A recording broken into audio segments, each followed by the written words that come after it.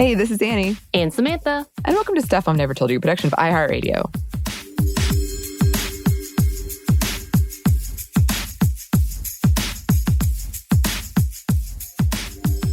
Today, we are so thrilled to once again be joined by the amazing Bridget Todd. Hello, Bridget. Hello, Anney. Hello, Sam. I'm so excited to be here back with y'all again. Always a delight. We're so excited to have you because, as we were just discussing, you have brought to the table a topic we wanted to address. We knew it was super important, but we were like, we better wait for Bridget because Bridget, you have got more know-how than either of us do. You've worked with Facebook. You've interacted with these social media companies. You've just been a huge activist and very outspoken in this area.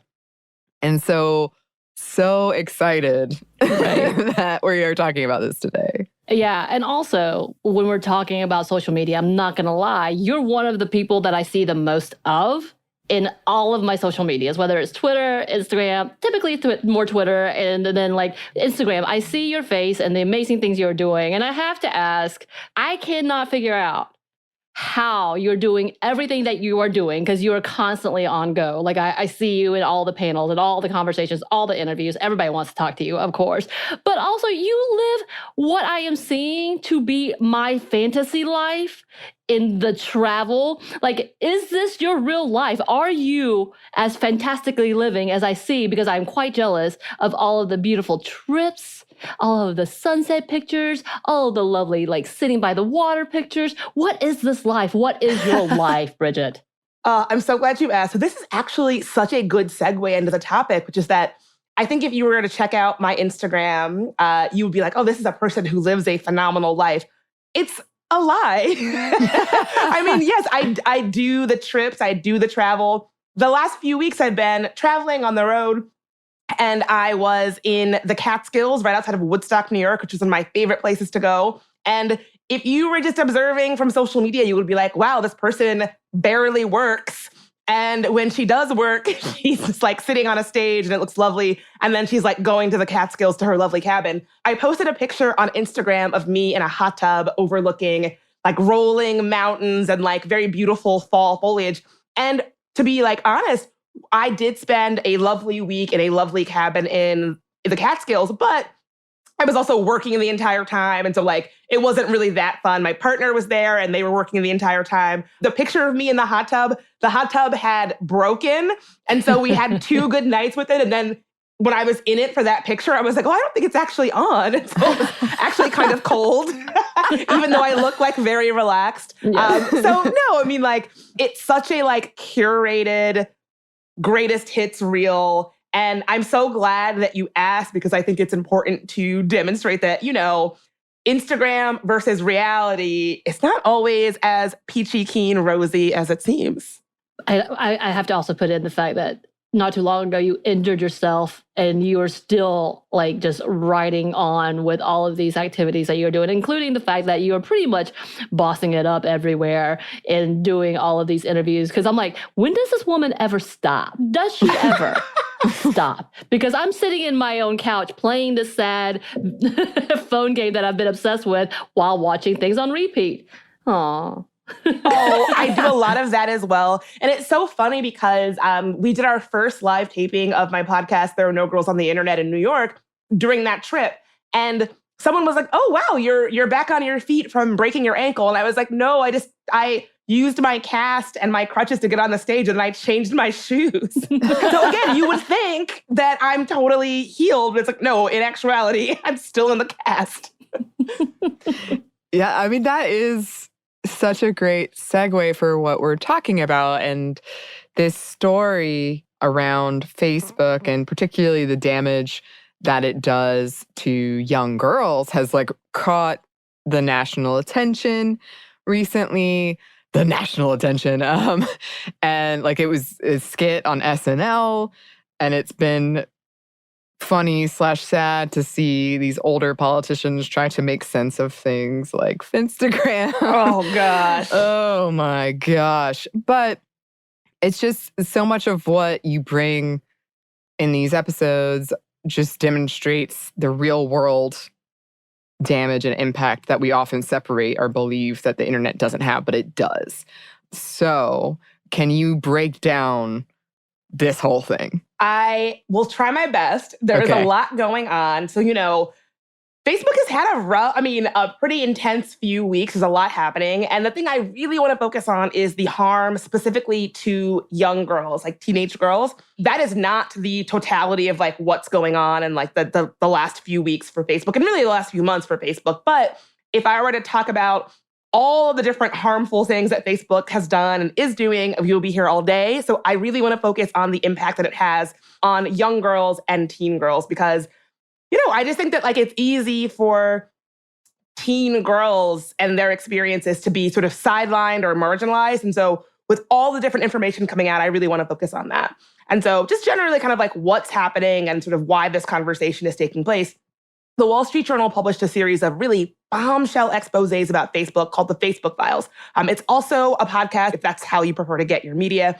And it was all based on leaked data from documents from the company gathered by a whistleblower named Frances Hagen, who used to work in Facebook's now defunct civic integrity team. And that was the team that was really tasked with combating things like misinformation and making sure that misinformation and disinformation did not like derail elections. And so it's not surprising to me that they dismantled that team.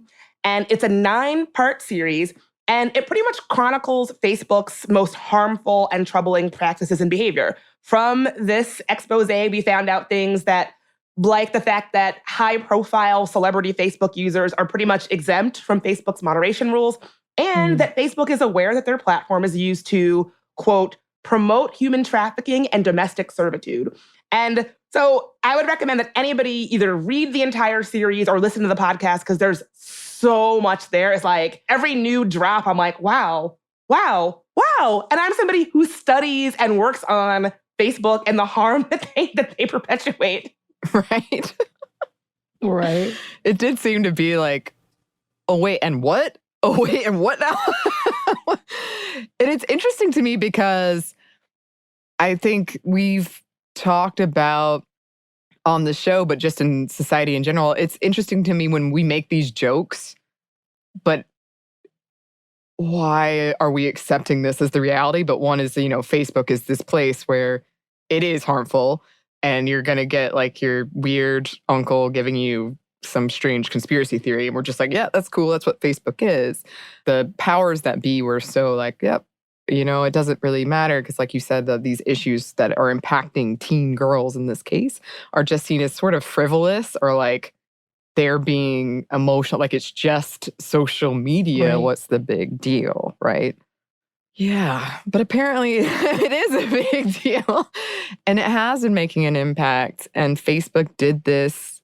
They knew it and they kept going on with their platform and they tried to hide it. But now that it's come out, like, heavy sigh. So can you talk about the scope of the issue here? Yes. So as you said, like something to note is that even though we're all talking about it and it's in the news, a lot of this information is really not new. It's stuff that we've known from prior research or just from like being a casual user of the platform. If you're a casual user of Facebook even, you probably might have suspected like, oh, Facebook might be making money off of causing harm. And so this is really not surprising, but exactly as you put it, I think why this is news right now is that we're getting an insight into how much Facebook already knew about the harm that their platform causes in our society and how much they're trying to sort of downplay it. And so another reason why we know that this is not a new issue is that there have been Facebook whistleblowers in the past. Sophie Zhang, she's a former Facebook data scientist who uncovered abusive political manipulation using fake engagement. She found a series of multiple blatant attempts by foreign national governments to abuse the platform on vast scales to mislead their own citizenry, which caused international news on multiple occasions. That's from her report. The summary of that is basically that accounts belonging to government leaders were using fake accounts to engage with their content to make it look like it's more popular than it is. So if I'm a government leader and I put out like, we have plans to do this. And then I have a bunch of fake accounts who were like, yes, we love this plan. We love this plan. We love this plan. It's like building fake agreement for your policies. And so essentially that's what Sophie Zhang uncovered. And, Facebook has been allowing and profiting off of these harmful practices forever, so this is really not new. And I always like to remind people that Facebook started because Mark Zuckerberg, when he was in college, created a website called Face Smash, which basically was like a way to rank the attractiveness of his female co-students, right? And so misogyny and attacks on women and harm against women, this is like not a mistake. It is baked into these platforms like Facebook from the very beginning. Zuckerberg will tell you like, oh, that's not true. That's not true. Like I happened to build a website called Face Smash that was shut down. And then a few months later, created a website that was pretty much the same thing called Facebook. Those are unrelated. Obviously, that's not true, but that's what he would tell you. And so, yeah, the fact that websites and platforms like Facebook are harmful to young women should not be a surprise because, in fact, they were created on that harm. Like that is a big part of why they exist in the first place. And reading this expose, it really gets into the harm that Facebook has done in terms of teen girls and young women. So trigger warning, this talks about eating disorders, suicide, depression. And so that's something that is tough for you to hear about. Unfortunately, that's a lot of what is going on. And, this is really something that is kind of personal to me because, I love the internet. I love being online and I always have. And when I first got on the internet, like I'm old, so this was the late 90s, I had so many different kinds of experiences. Some of them were negative. I was definitely in chat rooms doing stuff I shouldn't have been doing when I was young. But some of them were also incredibly like liberating and self-affirming. Like if not for having the internet in my bedroom in my like small Virginia town, I wouldn't have known that I was like that I'm queer. I wouldn't have known, like, I don't know that I would be doing what I'm doing today or like even living the life that I am living today. Like that, like the internet is what allowed me to see myself and fully become myself as an adult. And I keep thinking like, this was 1999. And so the ecosystem did not exist to have billionaires making money, profiting off of my negative experiences and negative feelings. And I don't think I would have been able to use the internet as this tool of self-discovery and self-affirmation had that been the case. And I really do think that like the younger generation, they deserve to have an online experience that is not a marketplace for their pain, for their negative feelings, and it does not incentivize them to be the worst versions of themselves. And I'm really lucky that I came of age when I did, when there wasn't a marketplace for my pain as a young girl. But today's generation, as these leaks really, really demonstrate, is really not so lucky.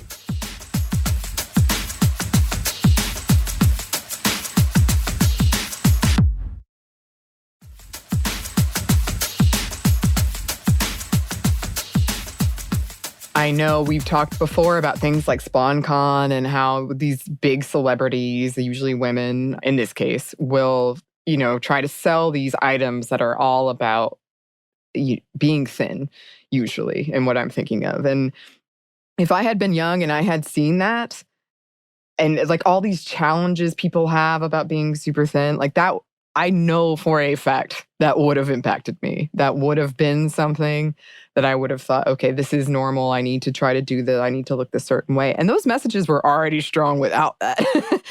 I just know for certain that it would. And I am someone who I love the internet. I think it's a beautiful place for a lot of things. And I know when this Facebook outage happened, people were like, well, on one hand celebrating, but we should also remember marginalized people who connect that way and also businesses that run that way, all these things. But it just has become so, for me, like I'm going to feel bad about myself if I engage in this. It's such a weird dichotomy to me because there's this one group of, you see things that I really wish I had seen as a kid. Like, so we're talking about people being able to find themselves and not realizing maybe there is a reason why you are this way. Maybe that doesn't make sense that you're home, but there's a community out there that can see you, that knows you and feels what you feel. But at the same time, you have this other aspect of this untruth, like you're talking about this fake persona of happiness that doesn't truly exist. And therefore, if you haven't reached that, or if you don't try to reach that, then you have failed. So these two like vast differences is such a heartbreak to me, because I'm like, yes, this is good, but this is not good. So where do we fall on this line? Because I'm not going to lie, it wasn't until after that I saw all the notifications that all these things were down that I realized it wasn't even down. I was like, oh, is that what happened? Okay, cool. I just assumed, me being me, my technology wasn't up and going. So I moved on to whatever the next thing was. But this conversation that we have when we see how much of an influence, and that is the influence, there's no real middle ground, especially when we talk about the younger generations, about they're going to be influenced, whether it's the positive side that they're on or the negative side that they're on one of them. And I couldn't imagine what that feels like today. And I'm insecure as hell as an adult. So coming as a teen, trying to really figure out who they are and feeling like maybe their home life isn't what they want or what they need, or it's not healthy, and then having to go to this spot, to this space, and you don't know what's safe anymore. And I think about that with my nieces and nephew, that I'm like, oh my God, this is what they're growing up with. And I see that level of like, how do we help them? But at the same time, not try to pull them away from the world, make them naive, and not be a part of the world. Such a weird thing. Yeah, I mean, you just articulated such a tension that I feel as someone who loves social media, uses social media, but is really clear about these downfalls and these negative aspects of it. It can be used to find community, feel less alone, build movements, but it can also be used in these incredibly damaging and negative ways. And I think you really put it so well, Sam, this idea of like, we know from this leak and from the Facebook's own words and their own data, that platforms, their algorithms really do incentivize, the negative. And so you see more content that is polarizing or that makes you angry or that is incendiary, rather than content that is like positive or affirming or that kind of thing. Like algorithms prioritize the bad. And I think that young people can have all different kinds of experiences online, some of them good, some of them bad. But it's a problem when platforms incentivize the bad, right? When they traffic in the bad, when they promote and amplify the bad. So it's not just like a neutral experience where whoever is using the platform can decide if they want to gravitate toward experiences online that are going to be affirming and good and, all of that stuff, or bad and extreme and incendiary and polarizing, when you have an algorithm that is prioritizing one over the other, which we know that they are. And, it's in putting together the research for this episode, I'm an adult, right? I'm a fully grown person, and I struggle with insecurity. I struggle with, self-image. I struggle with comparing myself to my peers. I struggle with all of that stuff. And I'm a fairly confident, secure person. When I was younger, I'm so lucky that social media wasn't the way that it was now when I was younger. Like Anney, you were just saying, I know that would have really been hard for me. I know that I would have struggled. I know that that it just would have been a bad time. The internet would not have been a place of self-discovery. It would have been a place where I went to think about all the ways that I didn't measure up. And it makes me so sad that is exactly the experience that we are allowing for young people today. That is just their experience of being online is one of, feeling bad about themselves. Yeah. And I hate that. I hate that for them. They deserve so much better. Right. And, as a person who, again, we've talked about this, is being on the inside of seeing what that damage can do, being a part of a workforce that worked with at-risk teens, trying to hold people accountable. I can't imagine. So we have some of these leaked documents that I know, and I've seen a few tweets and articles talking about how these women specifically have felt threatened and are feeling at this point, even now, oh, this is dangerous. I've come to dangerous grounds. That with this happening internally, people have had to know, how has this allowed to happen? What are they saying inside of this company that they're whatever? How are they even trying to frame this? Yes. So let's get into that. So one thing to note is that A lot of this pertains to Instagram, but it's important to note that Facebook owns Instagram. They take a lot of steps to try to conceal that fact, but they're the same company. And so here are some of the findings from the Wall Street Journal expose. Since at least 2019, Facebook has been studying the impact of its platform on younger users. Their research has repeatedly found that it is harmful to a large portion, especially teen girls. Here's a direct quote from a slide from an internal Facebook presentation in 2019. "We make body image issues worse for 1 in 3 teen girls." In another presentation, they internally said 32% of teen girls said that when they felt bad about their bodies, Instagram made them feel worse. Another slide said, teens blame Instagram for increases in the rate of anxiety and depression they feel. Their reaction was unprompted and consistent across all groups. And another leaked study found that 17% of teen girls say their eating disorders got worse after using Instagram. And so this is from their own internal documents. So this is stuff that they knew, that they talked about with each other. Facebook also internally is aware of the link between their platform and things like depression and suicide. According to their internal studies, of users who reported suicidal thoughts, 13% in the UK and 6% in the US traced them back to Instagram. Another transatlantic study found that more than 40% of Instagram users who reported feeling unattractive said that they began feeling that way on Instagram. And about a quarter of the teenagers who reported feeling not good enough said it started on Instagram. And again, this is not really like news because studies have been showing that Instagram is like the most negative platform for teens for a while. In 2017, a study by Young Minds and the Royal Society for Public Health showed that Instagram had the most negative impact on young people's mental health of all the social media networks. And, if you're thinking something like, oh, well, maybe this is just a social media problem, maybe all social media platforms are bad, yes, all social media platforms have their negative aspects, but these findings were specific to Instagram. And so that's really because Instagram is one of the only platforms that really sort of encourages what Facebook calls, quote, social comparison. And so it's this thing where it's like you are feeling pressure to compare your life to someone else. And so think about a platform like TikTok, right? Like that's a platform that is really kind of performance-based, right? It does not invite comparison the way that Instagram does. And so again, like I have definitely had times where I wake up and I scroll Instagram and I see all my peers and their seemingly perfect lives. And I put my phone down and I feel like crap.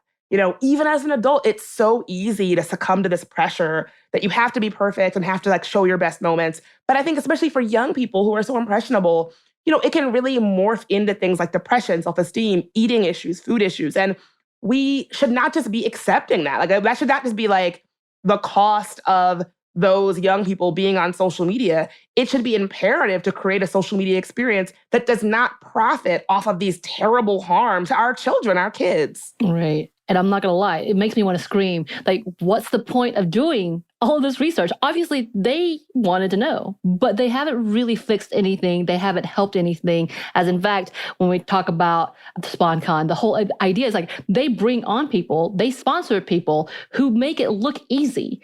And it takes incredibly hard to tell what's real and what's not, because half the things is like, this is definitely ad. But is it? Because they push it forward and say, this is the ideal situation. These people's lives is what you should seek. And therefore, we're going to give you some help by allowing you to buy these things to meet that standard. It's such a weird thing because they push this. It's a part of their narrative. Oh, absolutely. Like the expose showed these internal like Slack conversations and whatever the Facebook internal Slack version of Slack is. I can't remember what it is, but you have people at Facebook talking about these studies and these findings being like, oh, like, isn't that the fun of Instagram? Comparing yourself to other people and seeing how like the 1% of like really hot people live. Like, I thought that was like the whole point. And the way that they talk so callously about it, like, oh yeah, isn't that what people want from our platform? To constantly be comparing themselves to unattainable, airbrushed, filtered versions of reality that could not possibly exist, and just like their inability to see how harmful that would be.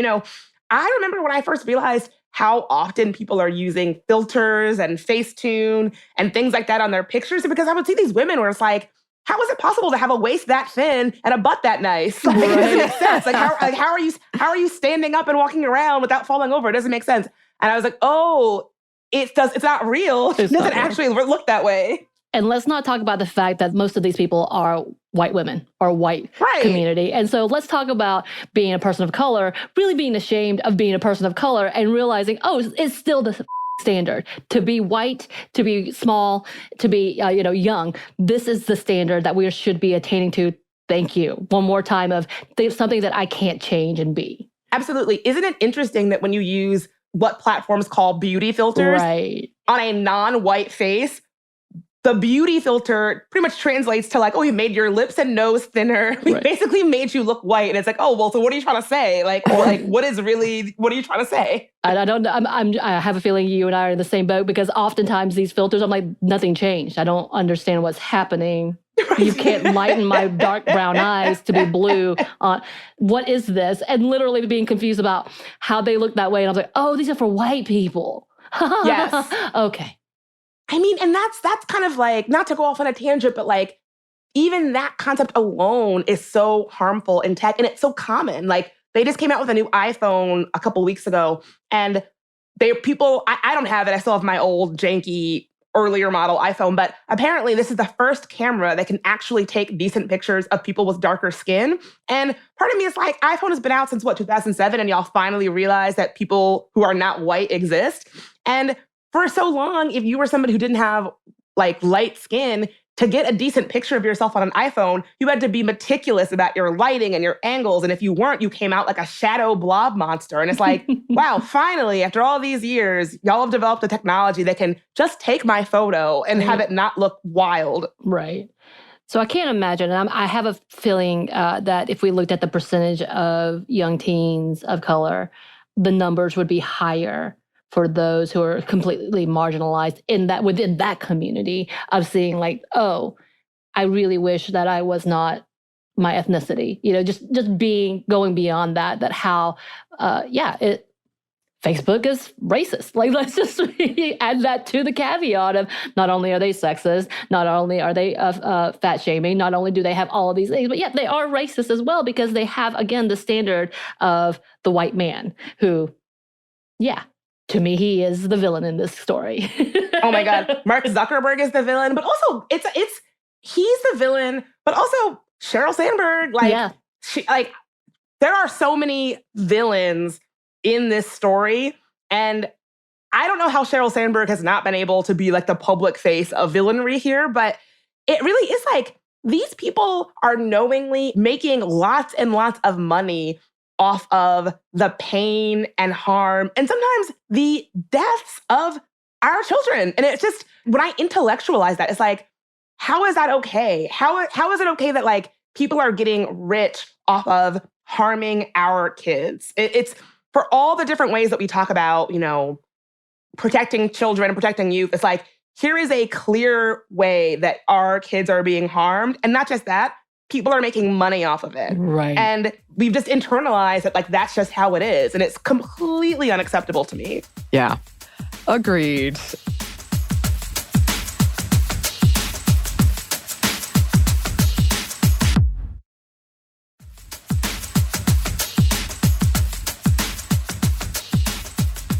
Speaking of the villains of Zuckerberg, what are they saying publicly? Like, have they made any promises of change, anything at all? So this is where it gets juicy, right? So like all the different harmful things that they do, we kind of knew about that before. It's new to know that how much they knew in terms of their harm, but they also say a completely different thing publicly than they do internally at Facebook. And so when Facebook's founder, Mark Zuckerberg, testified before Congress in March, he said, the research that we've seen is that using social media apps to connect with other people can have positive mental health benefits. So all of these leaks show he knew that wasn't true. He knew all these different ways that his platform and his product create harm. And it seems to me, I'm no lawyer, it seems to me that he was actively misleading both Congress, lawmakers, and the public about what he knew. And we all know, Facebook has a history of really not being honest. Again, if I were to list all the different examples. We'll be here all day. But one that I have like personal firsthand knowledge of is, remember back in like 2016 when all these different publications were pivoting to video? Well, basically like that was based on Facebook really deeply exaggerating the metrics of video. And so they were like, oh, video is the thing. Video is getting so much more attraction than any other kind of medium.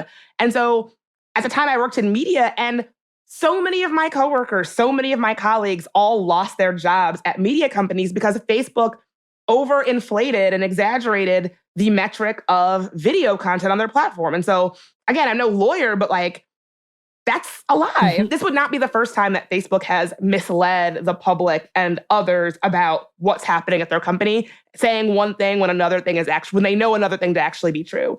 And I remember that time in media, like Facebook made it so difficult to, like, I left media because I just felt like media companies were capitulating to whatever Facebook said. And so if Facebook said it's video, if you didn't do video content, you basically knew that you were going to get fired. If Facebook said, like, we were just catering to the whims of this massive company, and it just became so impossible to do that work. And so, you know, an entire generation of journalists face such instability and chaos because Facebook misrepresented their own findings. And so, according to Hagen's legal team, Facebook executives, including Zuckerberg, misstated and omitted key details about what was known about Facebook's and Instagram's ability to cause harm. And her attorneys also allege that Facebook violated the US securities laws by lying to investors. And again, like, I'm no lawyer, I'm no expert on this particular part of it, but like, when you say one thing when you're testifying to Congress, when you know another thing to be true, well, that seems like a problem to me. I don't know. I mean, I think that's lying. I don't know. I think so. I think you're right. I know when it comes to like stocks and stuff, that is really bad. And you will get arrested and fired because, yeah, you just made up in order to pretend like you have made profit in order to make more profit. Exactly. It is really wild to me. And it's one of these things where I feel like, I don't know if it's capitalism or just like a nuance of living in a country like America where some things are lies and some things are true. And I think that we've kind of accepted that, like, oh, well, of course a big business has to like misrepresent a few things in public to make a buck. And it's like, wait, no, stop. Is that really how it should be? That we should just allow that, like, it's okay for businesses to behave in this manner that is literally killing kids to make money? Is like, I feel like this whole Facebook conversation is a good place for a hard stop of what we will allow businesses to do without any kind of accountability. Right. And that's been a piece of this conversation, is when people talk about regulating Facebook or how could we potentially deal with this problem, people have brought up other industries and what they have done, correct? Oh, absolutely. So after all of this Facebook stuff was going down, Adam Mosseri, the head of Instagram, who I have a lot of feelings about him. I won't get into it now, but like he's just someone who, because he runs Instagram, I feel like tries to have a kind of quirky public persona. And it's like, well, your platform is killing kids. So like, I don't really care about your quirky socks, but that's neither here nor there. Basically, after all this went down, he went on the podcast Recode and offered a really terrible, but also very telling analogy in response to all of this. He said, we know that more people die than otherwise would because of car accidents, but by and large, cars create way more value in the world than they destroy. And I think social media is similar. So that analogy is wild for a couple different reasons. One is just that, like, cars, like the car industry, we know that industry is incredibly regulated by federal and state governments, right? Like, I got to take my car in every so often to get it inspected by the state, and they have to tell me if it's okay. You know, your car has to have seatbelts, this, that, and the third, that are all, you know, dictated by the state. And we know that, like, the auto industry had to be basically forced into adopting safety measures that they knew would save lives. And so I hate this analogy, but if that's the analogy he wants to use, then it sounds like what he is saying is like, oh, we need to be heavily regulated so that we don't harm people the same way that the automobile industry is, right? It's like, what's funny is that when he brought that up, the person who was interviewing him was like, oh, well, the car industry is very regulated. And he was like, well, we're open to regulation, but we can't have too much regulation either. And it's like, well, what do you want? You just want to be able to harm people for profit with no regulation whatsoever? Like, take my analogy, but don't really take my analogy. Thanks. Right. Also, analogy often used in comic books and is always turned around. So this guy clearly doesn't know his X-Men. Right, exactly. Like, I feel like when you make that analogy, you're opening yourself up to so many gotchas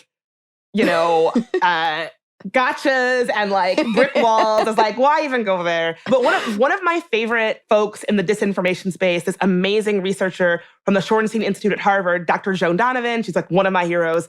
She actually has a much better analogy, which is big tobacco. So we know that big tobacco companies, they knew internally that their products caused cancer, yet they misled both lawmakers and the public about it for a very long time. And, that's why we had the Master Settlement Agreement in 1998, which led to some accountability for the tobacco companies, misleading the public about the link between tobacco and cancer. And so Facebook is kind of doing the same thing, misleading lawmakers and the public about the harm that they already have demonstrated that they know their product causes. And so I think that's a really useful analogy because, should a company be able to mislead lawmakers in the public about the harm they know their product causes to make money? If you agree that the big tobacco companies should not have done that, it seems like Facebook is doing something very similar. Right. As in fact, it's doing something just as similar in that the old school campaigns for tobacco were directed towards children and saying, look how cool you are if you smoke. And women to be thin. Yes. Yes. It honestly, when I heard that comparison, it blew my mind because it's the same thing. Marketing toward young people, marketing toward women, the way that Facebook and tobacco companies have harmed these specific marginalized groups that don't always get a lot of attention or have the biggest platforms, women, young people.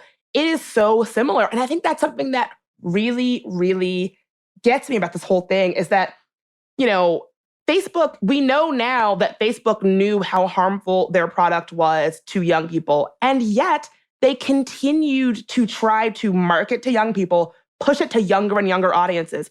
I think on Sminty once before, I talked about how Facebook had plans to roll out a version of Instagram specifically for kids, knowing that their product was already so harmful to young people.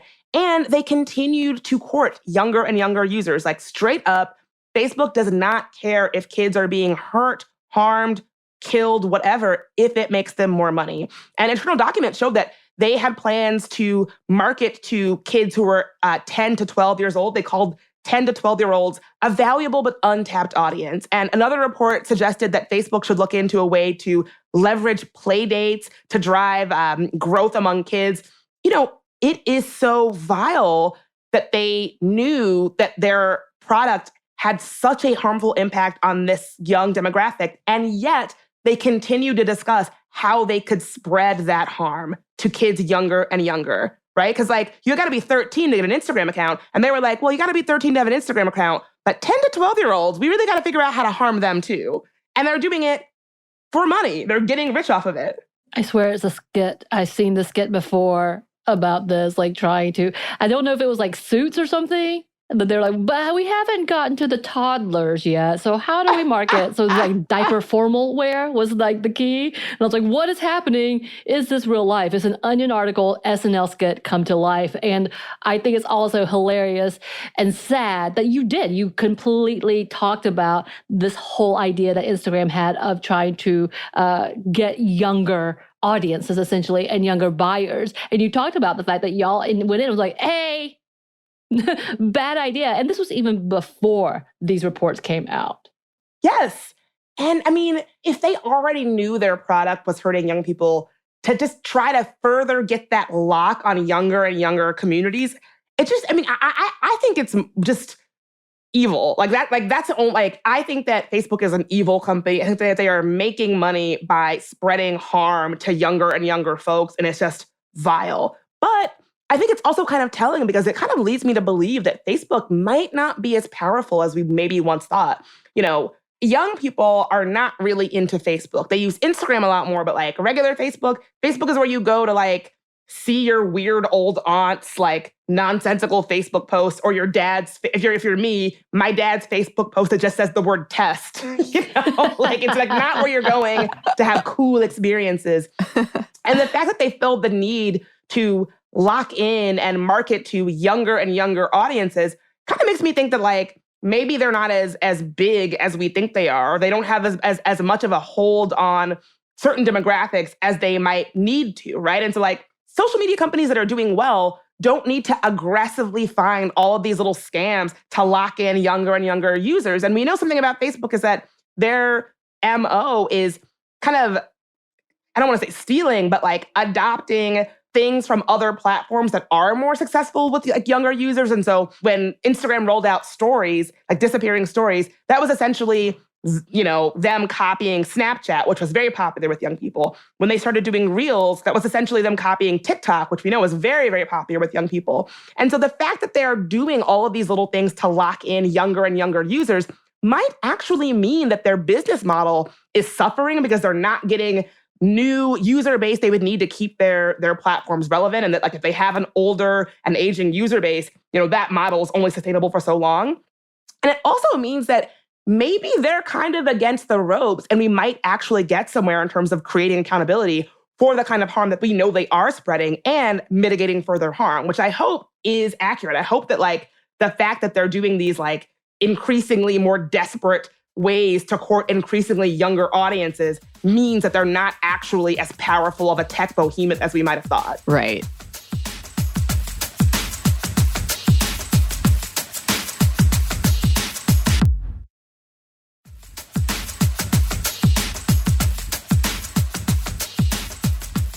Recently, we have seen, these bombshell accounts and this whistleblower in Congress testifying. And it seems like this is an issue that has touched people across all lines and people can relate to and care about and want to do something about. Is that a correct assumption? Oh, absolutely. And that's actually one of the things that kind of excites me and gives me a lot of hope is that there is actually rare bipartisan support for the idea that something needs to be done about Facebook. Democrats and Republicans are actually very much united with the idea of regulating Facebook. After this Wall Street Journal expose came out on Capitol Hill, Hagan testified at a hearing of the Senate Commerce, Science, and Transportation Subcommittee on Consumer Protection, Product Safety, and Data Security. That's a mouthful. And at this hearing, after she testified, her testimony was amazing. But Republican Senator Jerry Moran of Kansas told the subcommittee chair, Richard Blumenthal, a Democrat from Connecticut, that they should put aside their partisan differences to tackle this common goal of reining in Facebook. And they agreed. They agreed that they had more similarities than differences on the issue, and that the differences they did have were very, very minor. And so Blumenthal said this about the testimony. If you closed your eyes, you wouldn't know if it was a Republican or a Democrat. Every part of the country has the harms that are inflicted by Facebook and Instagram. And I think it is really heartening to see an issue where everybody's on the same side. It doesn't matter if you're Republican or Democrat. Everybody can agree that our kids there should not be a marketplace for the pain and the harm of our children, and that it needs to stop. And honestly, I think they're exactly right. We should reject this idea that it's just okay for companies to be making profit off of hurting our kids. Our kids deserve better. I don't really care what happens to the finances of a Mark Zuckerberg or an Adam Mosseri or a Sheryl Sandberg if it means creating a safer ecosystem for our children. I think they deserve it. I mean, let's be honest. If they stopped making money today, they'd be fine. Better off than most people. They'll be fine. They'll be fine. Like, they have enough money, they'll be fine. Right. But yeah, I find it interesting that this is that conversation, that this is the one thing that's tied everyone together. Because, yeah, I think if you go to either side when it comes to the controversial or even the conspiracy theory level, the one thing you can agree upon is that the other believes that the other is out to get them and giving misinformation because of these social medias. Oh my gosh, that is so true. And it's actually like in working in like tech accountability, that's something that I always find kind of funny is that like hardcore conservatives believe they are being censored on Facebook. super progressive lefty folks believe they are being censored on Facebook. If you've ever seen that meme where it's a black hand and a white hand, like shaking hands and they both agree, it's like everybody kind of agrees they don't like what's going down on Facebook. It doesn't matter what side you're on, we all agree we don't like what's happening on Facebook. And so it feels good to be united against a clear common enemy. Right. Speaking of tech accountability, I mean, we wouldn't know about a lot of this, even though we had kind of known, but we wouldn't have had like the hard data and facts if this whistleblower hadn't come out and taken that risk and determined for herself, like, the people need to know this. Oh. Yeah, so like the importance of whistleblowers for this whole conversation. And I know that's something that you have talked about before. Oh, yeah. I mean, I'm so glad that you brought that up. So obviously this is like bombshell news, and I'm so glad that folks are discussing it. But it is so important to not lose sight of the fact that whistleblowers are really, especially in tech, are really important. On my podcast, There Are No Girls on the Internet, we have a series highlighting women of color, whistleblowers in tech. And it does not surprise me that so many whistleblowers are women and women of color. And I think that it is so important to support them and to highlight their stories. One of my favorite tech whistleblowers is one of my like heroes, Ifeoma Uzoma. She blew the whistle on gender and racial discrimination at the company Pinterest and just actually passed groundbreaking legislation in California to free the victims of racial and gender discrimination at tech companies from non-disclosure acts. So if you signed an NDA, but you were the victim of discrimination, previously, it could be sued if you talked about that experience. But because of this legislation, the Silent No More Act, she has actually freed victims of discrimination up to talk about their experiences. And so, I would encourage everybody to, you can listen to the series that we have on whistleblowers, but also, in addition to listening to Frances Hagen's testimony, make sure that you read about Sophie Zhang's story. I mentioned Sophie Zhang earlier. She was a former Facebook employee. She's a trans woman of color who was a previous Facebook whistleblower. And she deserves so much praise for the work of identifying harm that Facebook was doing when she worked there, working internally to try to mitigate it. And when that did not work, speaking up about it after she left. And, whistleblowing is scary, thankless, dangerous work. And it's often the work of women. And I think that it's work that becomes even more dangerous the more marginalized you are. So if you're a woman, it's more dangerous to be a whistleblower as a woman than as a man. It is more dangerous to be a whistleblower as a woman of color than as a white woman. And it's more dangerous to be a whistleblower as a trans woman than a cis woman, right? And so whistleblowing is not this like gender neutral, race neutral, identity neutral thing.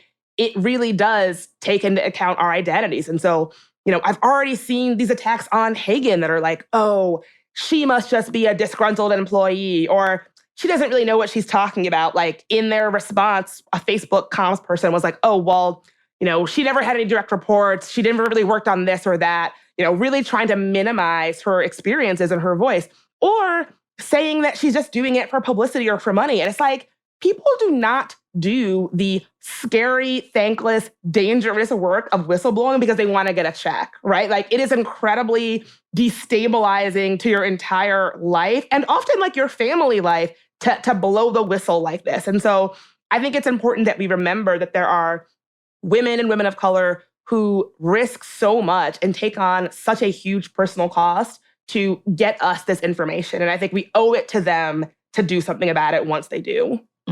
And this story, just what you were saying alone, reminds me of the Google employee you had brought to us as well. In that same, they just want to discredit instead of acknowledge the problems. And so many are used to discrediting women and women of color and women who are marginalized in the LGBTQ community. It's just such almost by the playbook when it comes to the misogynist, racist ideals of the US, that unfortunately it still kind of works.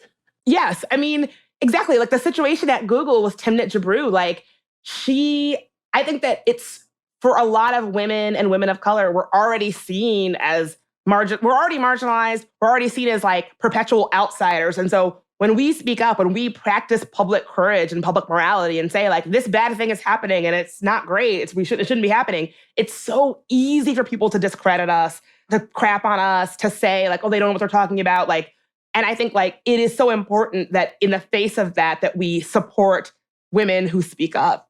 Because, you know, it's just, there's already an attitude waiting and ready and willing to suppress their voices. Absolutely. And I thank you so much for bringing their names to our attention and for bringing this topic to our attention. And are there any resources you want to shout out? And also, where can the good listeners find you? One thing I want to note is there are some organizations and initiatives that you can follow if you're interested in knowing more. So you can always check out my work at Ultraviolet. We are a gender justice organization, a feminist organization that is really working to keep gender at the forefront of tech harms. You can go to weareultraviolet.org to find out more. And the Kairos Foundation is actually putting together a campaign asking folks to log out of Facebook this November. And so if you're someone who's thinking like, gee, I don't like what I'm hearing about Facebook and I want to do whatever I can to divest from Facebook a little bit more, check out Kairos' campaign this November about how you can do that. And yeah, if you want to hear more conversations about women, whistleblowers, and just women in tech who are trying to speak up and trying to practice moral courage and trying to act as the conscience of tech platforms in the tech industry, you can check out my podcast, There Are No Girls on the Internet, where we are having conversations about what it means to practice that kind of public courage and public bravery in tech. So we would love to have you.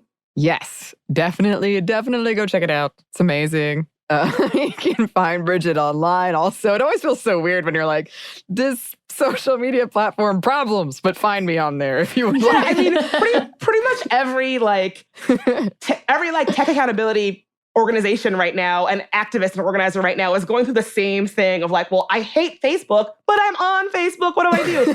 But if you want to follow me, you can follow me on Instagram at Bridget Marie in DC and on Twitter at Bridget Marie.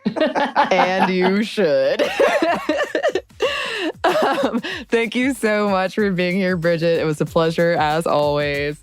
Listeners, if you would like to contact us, you can. Our email is stuffmediamomstuff@iheartmedia.com. You can find us on Instagram at Stuff I've Never Told You or on Twitter at MomStuffPodcast. Thanks as always to our super producer, Christina. Thank you. And thanks to you for listening. Stuff I've Never Told You is a production of iHeartRadio. For more podcasts from iHeartRadio, visit the iHeartRadio app, Apple Podcasts, or wherever you listen to your favorite shows.